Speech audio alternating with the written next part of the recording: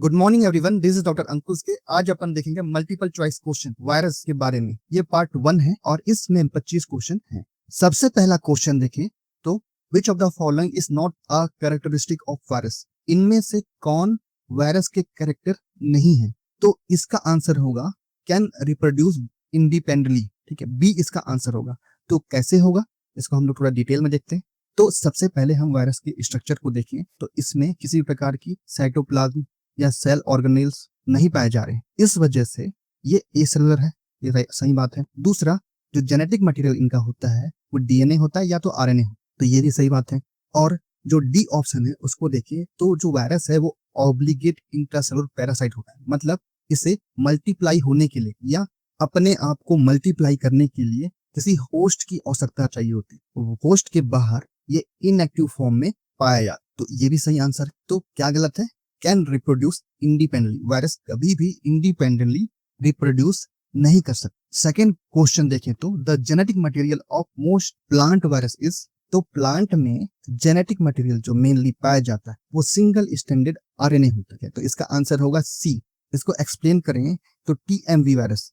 TMV virus को देखें तो इसके कोर में आरएनए होता है और इसके बाहरी और जो प्रोटीन लेयर होता है वो कैप्सिड होता है। तो इसमें क्या पाया जा रहा है? Single standard RNA. Animal virus के केस में जो जेनेटिक मटेरियल है वो डीएनए या फिर आरएनए हो सकता है, मींस दोनों हो सकते हैं, डीएनए या फिर आरएनए। जबकि बैक्टीरियोफेज में केवल मुख्यतः डबल स्टैंडर्ड डीएनए होता है। तीसरा क्वेश्चन देखें तो the protein code of virus is called. Virus के प्रोटीन कोड को क्या कहा जाता? तो इसका आंसर है कैप्सिड। इसे डिटेल में देखें तो अगेन हम टीएमवी वायरस का एग्जांपल ले रहे हैं क्योंकि ये मोस्ट स्टडीड प्लांट वायरस है।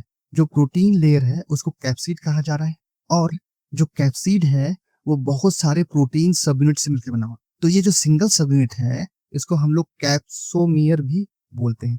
तो कैप्सिड इन द एंड बहुत सारे कैप्सोमियर से मिलकर बना होता। चौथा क्वेश्चन देखें तो viral classification is based on. तो जो वायरस का वर्गीकरण होता है वो किस पे आधारित होता है? इसको देखें तो इसका आंसर होगा B, type of nucleic acid, symmetry और इन्वेलप।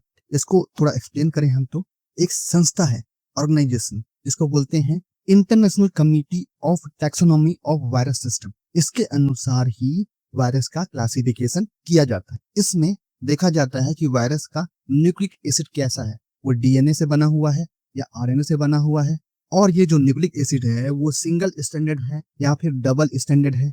वायरस के जो कैप्सिड है उसकी सिमेट्री क्या है, इसको भी देखा जाता है। उसकी सिमेट्री स्पाइरल है या ऑक्टाहेड्रल है या फिर कॉम्प्लेक्स शेप की है, ये सारी चीजें देखी जाती है।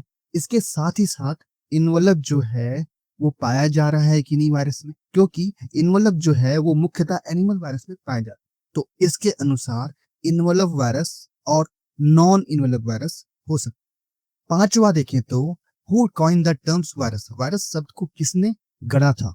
तो इसका आंसर है बेंजरिक, मार्टिनस बेंजरिक। इन्होंने ही वायरस टर्म कॉइन किया था। इन्होंने वायरस को कहा था सॉल्युबल लिक्विड जर्म, मींस इन्होंने वायरस को जीवित द्रव कहा था और वायरस टर्म्स का मीनिंग होता है पॉइजन। छठवां क्वेश्चन हम देखें तो बैक्टीरियोफेज इन्फेक्ट, मतलब बैक्टीरियोफेज जो वायरस होता है वो किसको इन्फेक्ट करता है? तो इसका आंसर होगा बैक्टीरिया। इसको एक्सप्लेन करें तो ऐसे वायरस जो बैक्टीरिया को इन्फेक्ट करते हैं उनको हम बैक्टीरियोफेज कहते हैं। ये क्या करते हैं?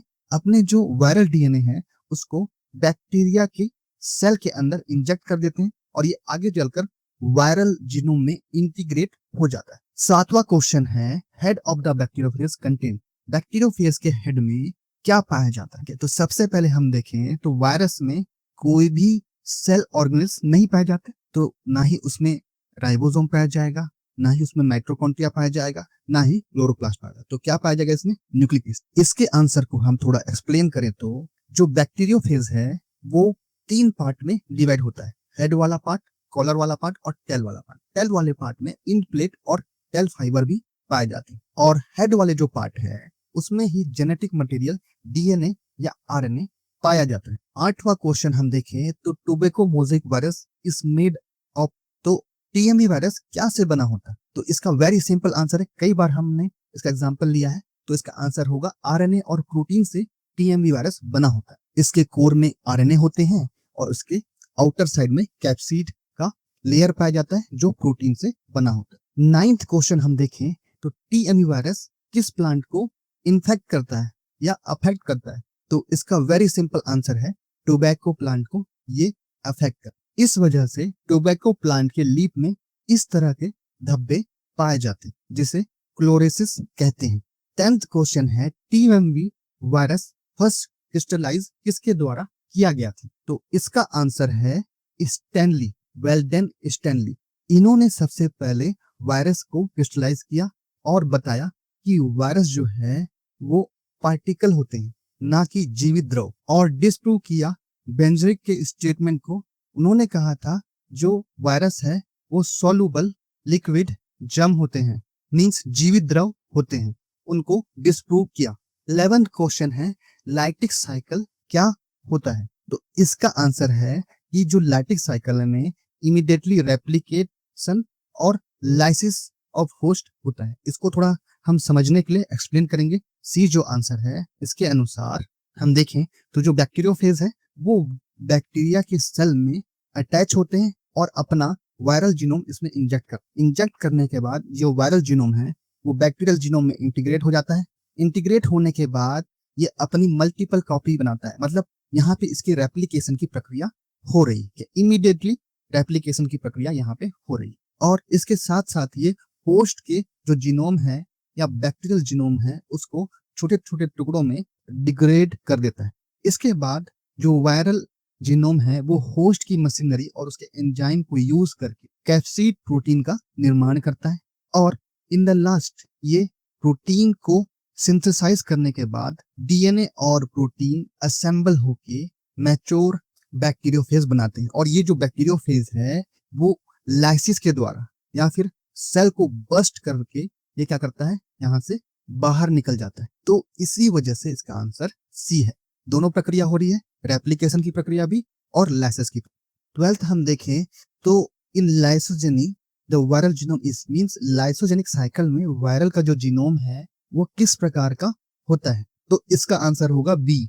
लाइसोजेनिक साइकिल में जो वायरल जीनोम है वो होस्ट जीनोम के साथ इंटीग्रेटेड हो जाता है। तो इसको एक्सप्लेन करते हैं अपन।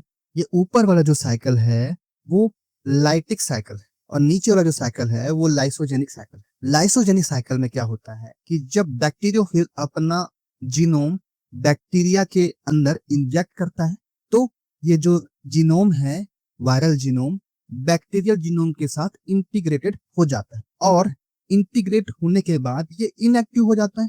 इनएक्टिव होने की वजह से क्या होता है, ये generation to generation pass on होता है। मींस जब बैक्टीरियल सेल डिवाइड होगी तो उसके साथ ही साथ क्या होगा, वायरल जीनोम भी डिवाइड होगा और इनएक्टिव फॉर्म में जनरेशन टू जनरेशन रहेगा। पर ये जो इनएक्टिव फॉर्म है कभी भी इंडक्शन के द्वारा लाइटिक साइकिल में कन्वर्ट हो सकता है। 13 क्वेश्चन है the integrated viral DNA is called, मतलब जब वायरल डीएनए होस्ट के जीनोम में इंटीग्रेट होता है तो उसे क्या कहते हैं, तो इसका आंसर है प्रोवायरस कहते हैं या प्रोफेज कहते हैं। इस एग्जांपल में हम देखें तो बैक्टीरियोफेज इंजेक्ट कर रहा है अपना जीनोम वायरल जीनोम बैक्टीरिया के अंदर, और जब ये इसके साथ इंटीग्रेट हो जाता है तो इसे बोलते हैं प्रोफेज या प्रोवायरस। 14th देखें तो common step in both lytic and lysogenic cycle, जो लाइटिक और लाइसोजेनिक साइकिल है दोनों में जो कॉमन स्टेप क्या होता है, तो इसका आंसर है वायरल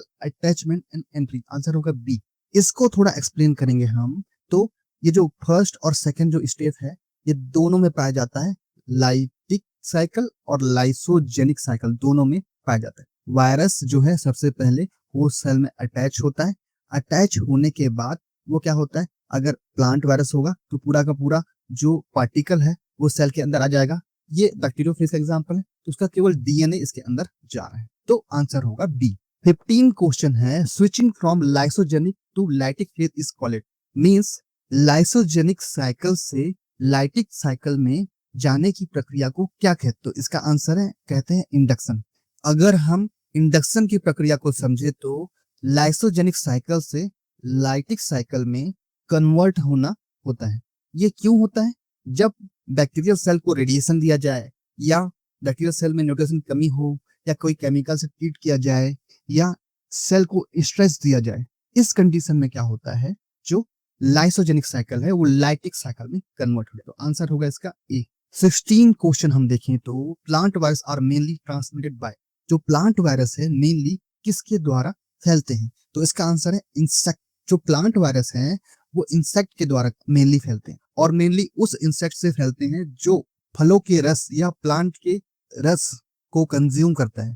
तो इसका आंसर होगा सी। 17 क्वेश्चन हम देखें, RNA virus replication needs, RNA virus के रेप्लिकेशन के लिए क्या आवश्यक, तो इसका आंसर होगा आरएनए रिप्लिकेस। ठीक है, आरएनए को अगर इसका डुप्लीकेट कॉपी करना है तो आरएनए रिप्लिकेस जो एंजाइम होता है उसका यूज किया। डीएनए पॉलीमरेज डीएनए की कॉपी बनाने के लिए यूज होता है। लाइगेस जो एंजाइम है वो किसी भी डीएनए को जोड़ने के लिए यूज किया जाता है और हेलिकेस एंजाइम का यूज डीएनए को अनवाइंड करने के लिए किया जाता है। तो इसका आंसर होगा बी। 18 क्वेश्चन हम देखें तो वायरस रेप्लिकेशन यूजली अकर इन, वायरस का जो रेप्लिकेशन है वो सामान्यतः कहाँ पे होता है, तो इसका आंसर होगा सामान्यतः जो होता है वो साइटोप्लाज्म या न्यूक्लियस।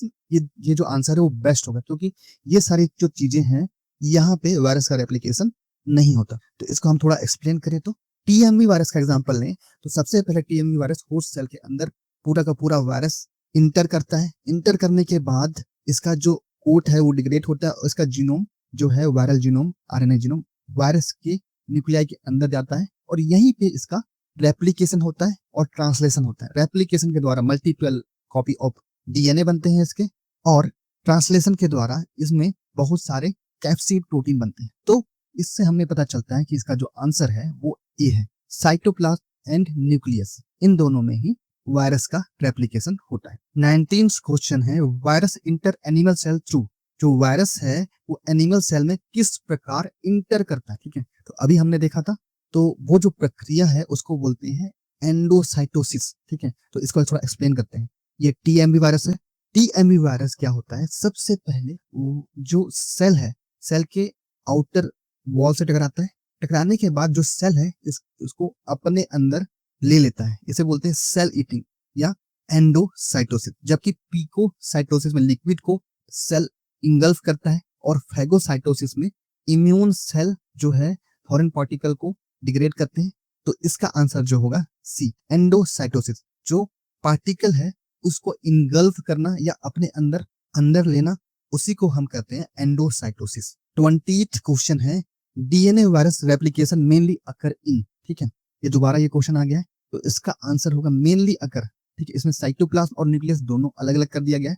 तो इसका जो आंसर होगा मेनली जो डीएनए वायरस रेप्लिकेट करता है वो कहाँ करता है, न्यूक्लियस में ही करता है। तो इसका आंसर होगा बी। 21th हम देखें तो a common symptoms of viral infection in plant, virus जब इन्फेक्शन कॉज करता है तो उसका मेन सिम्टम्स क्या होता है, इसका आंसर होगा क्लोरोसिस।